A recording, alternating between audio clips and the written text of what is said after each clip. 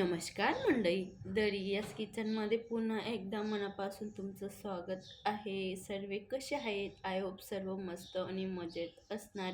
तुम्हाला माहिती का, मिठाई त्यांचं पण सीझन असतं. मिठाई हे सीझन वाईज खाल्ले जातात. पावसाळ्यामध्ये जास्त दुधापासून बनवलेले स्वीट खाल्ले नाही जात. जास्त करून साजूक तुपामध्ये आणि बेसनपासून बनवलेले स्वीट खाल्ले जातात. आपण त्या संबंधित आज एक स्वीटची रेसिपी बनवणार आहोत की सर्वांना वाटतं की ती बनवायचं फार अवघड आहे आणि कठीण वाटतं. विचार केला की बापरे, दिसायला इतकी अशी स्वीट दिसते आणि बनवायला फारच डोक्याला ताप असणार. त्याचभोवती आज मी तुम्हाला एकदम सोप्या पद्धतीने आणि काही ट्रिक वापरून आपण एकदम सिंपल आणि खूप पटक्यात बनवणार आहोत मसूर पाकची रेसिपी. चला मग न वेळ घालवता आपण रेसिपीला सुरुवात करूया.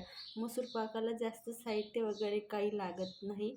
साधारण तूप, साजूक तूप, बेसन पीठ आणि साखर आणि पाणी, ते पण व्यवस्थित मेजरमेंट म्हणजे परफेक्ट मापाने घ्यायला पाहिजे. मी इथं 1 वाटी साजूक तूप, 1 वाटी बेसन, 1 वाटी साखर आणि अर्धी वाटी पाणी घेतलेलं आहे. बघू शकता तुम्ही व्हिडिओमध्ये दाखवल्याप्रमाणे. जर तुम्ही थोडं जास्त गोड खात असाल तर तुम्ही थोडं साखरचं प्रमाण वाढवू शकतात. म्हणजे अर्धी वाटी, 1.5 वाटी साखर घेऊ शकता तुम्ही. चला मग आता आपण गॅस ऑन करून घेऊया. मी तर गॅस ऑन केलेला आहे. मी साखर आणि अर्धी वाटी पाणी टाकून वितळायला ठेवलेलं आहे. दुसऱ्या साईडला गॅसवरती तूप पण गरम करायला ठेवलेलं आहे. बघू शकता तुम्ही व्हिडिओमध्ये दाखवल्याप्रमाणे. जोपर्यंत आपलं तूप गरम होत नाही आणि साखर वितळत नाही तोपर्यंत आपण बेसन पिठाला थोड्या मोठ्या भांड्यात बाउलमध्ये काढून घेऊया. आणि मी ते 1 चम्मच साजूक तूप वापरून व्यवस्थित बेसन पीठला लावून घ्यायचं आहे. आणि बेसन पीठ जेव्हा आपण मसूर पाक बनवताना बेसन पीठला कंपल्सरी गाळूनच घ्यायला पाहिजे. ज्याच्यामुळे त्याच्यामध्ये जे गाठी वगैरे असणार ते राहायला नको पाहिजे. त्याच्याने ते राहणार तर मसूर पाक चांगला नाही बनणार. म्हणून बेसन पीठ गाळूनच घ्यायला पाहिजे. इथं माझं बेसन पिठाला तुपाचं कोटिंग लावून झालेलं आहे. बघू शकता तुम्ही. बेसन पीठ साईडला ठेवून दिलेलं आहे.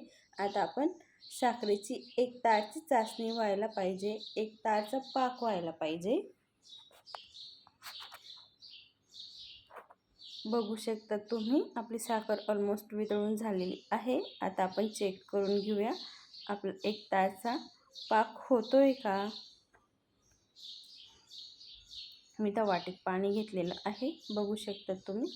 आता आपण चेक करून घेऊया.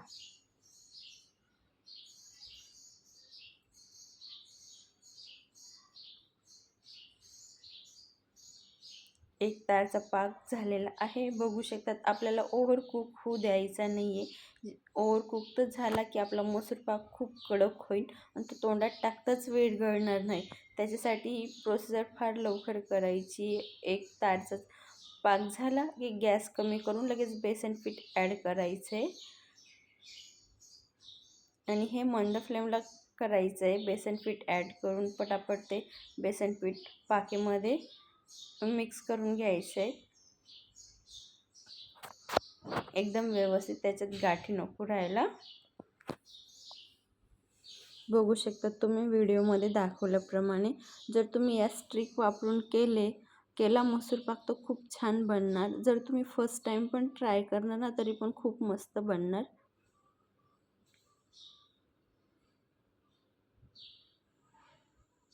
हा 1 ते 1.5 मिनिटात आपलं बेसन शिजून रिलॅक्स व्हायला लागतं, की जेणेकरून पाक वगैरे असं सैल व्हायला लागतो. आता आपल्याला थोडं थोडं करून तूप ॲड करायचं आहे. मी तर साजूक तूपचा वापर केलेला आहे. या जागेवर तुम्ही साधारण तेल पण यूज करू शकतात, डालला तूप पण यूज करू शकतात. जर तुम्ही तेल यूज करत असणार ना तर तेल गरम करताना त्याच्यात 1 चम्मच साजूक तूप ॲड करायचं. फ्लेवर पण छान येतो आणि मसूर पाक पण खूप छान बनतो.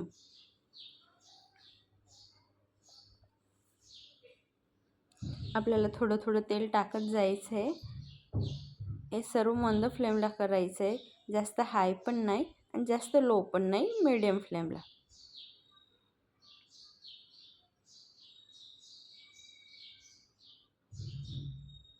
आपण जे तूप टाकायचं ते परत बेसनमध्ये ॲड झालं.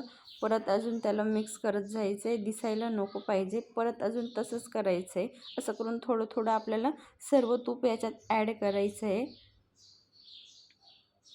आणि जेव्हा मसूर पाक बनवताना अशी म्हणजे कढईचं बुंद जाड पाहिजे आणि मोठी कढई घ्यायची. जसं जसं आपण तूप टाकतो ना तसं तसं बेसन फुगतं आणि वरती येतं. जर लहान कढई घेणार ना तर ते बाहेर पण पडू शकतं.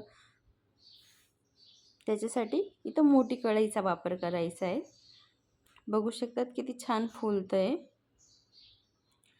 म्हणजे या मेजरमेंटने तुम्ही जर घेतलं ना तर 1 किलो मसूर पाक बनणार 1 वाटी बेसनने. बघू शकतात तुम्ही इथं आता आपलं बेसन कढई सोडायला लागून गेलेलं आहे. परत आपण याच्यात आता तूप ॲड करूया.